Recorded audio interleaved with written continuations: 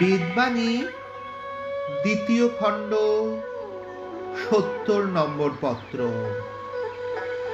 মনের দ্বারা জীবের সুখ দুঃখের ভাগ হইয়া থাকে।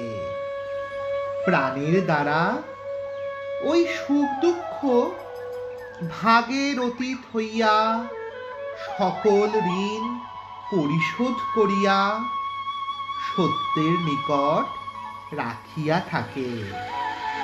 ইহার বন্টন নাই। ভাগ্যানুযায়ী জীবের জন্ম মৃত্যু হয়। ভাগ্যমুক্ত হইলে জন্ম মৃত্যু থাকে না।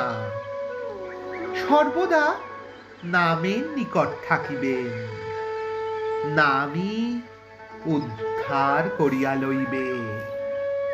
জয় রাম, জয় গোবিন্দ।